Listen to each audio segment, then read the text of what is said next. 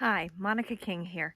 It's the morning after a bee removal that Dan and I did downtown Tucson last night. We actually had a call or an email. Um, we reply by a lot of different correspondence, and we had gotten an email back in July about a hive that was in a tree, and I think that the homeowner believed that the hive had been there over a year.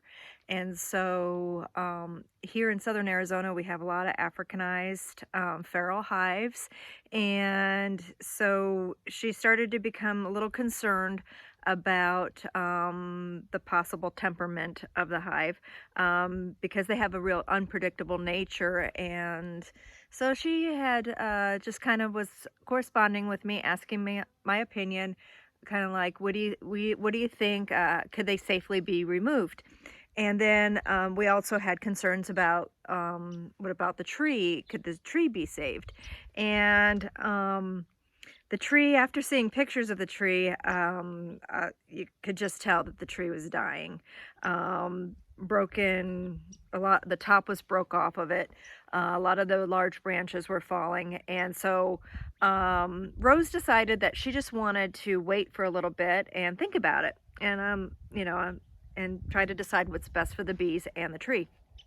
Well, in that meantime, we're almost in October now. This is like around September 27th, 28th. And Rose decided that after another large limb broke down, it was time to have the tree removed. So, believe it or not, this is the largest Vitex or chase tree that I have ever seen. And I've seen a lot of these because my dad absolutely loves them. He plants them everywhere for bees. This is a highly beneficial, especially the original strain of the Vitex before man had created a more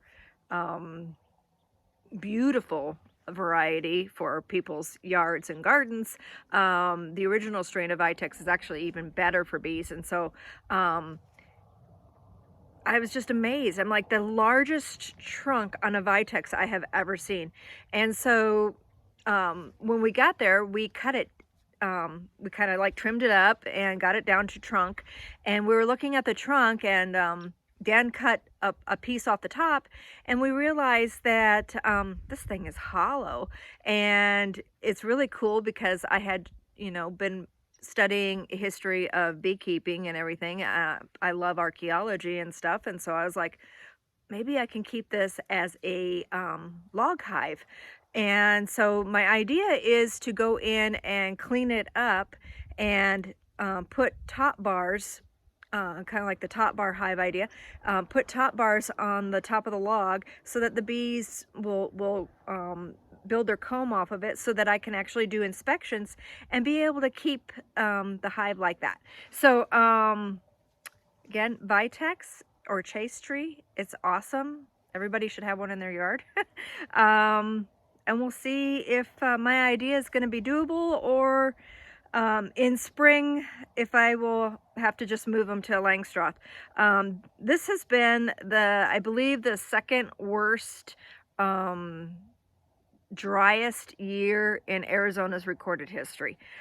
We have not had any rains. The bees are struggling. And with this being a removal, I really don't like to put them through more stress than what they're already in. So we got them removed from Tucson. They're no longer a danger to people. But I think I'm going to leave them in the log, even if I can't change it to a top bar hive. I'm going to leave it in the log until spring, when hopefully the bees will be able to build a lot easier and not be so stressed. So I am going to attempt to hollow out the top of the log so that I can see if I can possibly put a little feeder in there for them. So give them a little help through the winter. Okay, I walked around the homestead looking for something to stand the log hive on. We have a really bad ant problem, so I've got to keep that in mind at all times. Opened up their entrance, and they seem to be, I'm just pretty happy, nice and calm. Not too nasty. I mean, I expected more from them. Hope they're doing okay in there. They actually have another opening up top here, but I didn't see any activity. As you can tell, that's where one of the cuts Dan made is. And so I'm going to leave them settle in. We actually have some dry protein supplement out for free feeding. Hopefully they'll find that soon. We do have a lot of burrowweed and snakeweed and rabbit bush and some goldenrod and goldeneye blooming in the area, so they should get to work on that.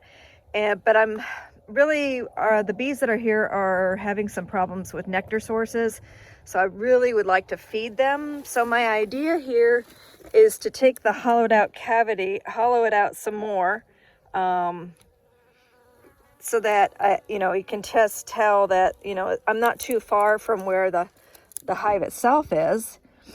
And so that right there will be my feeder. I'm going to hopefully put a little jar of sugar syrup inside there, and probably plug that second entrance that I'll be exposing, so that they don't get any robbing activity.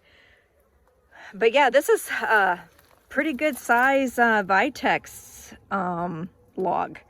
You can tell there's one little teeny sign that there's still Vitex here. There's the Vitex leaves. And yeah, we'll see how they do. I hope they'll be happy. And they're not too bad. Okay, girls, settle in. Okay, so not wanting to stress the bees anymore, I'm not going to bother the log hive for a couple days.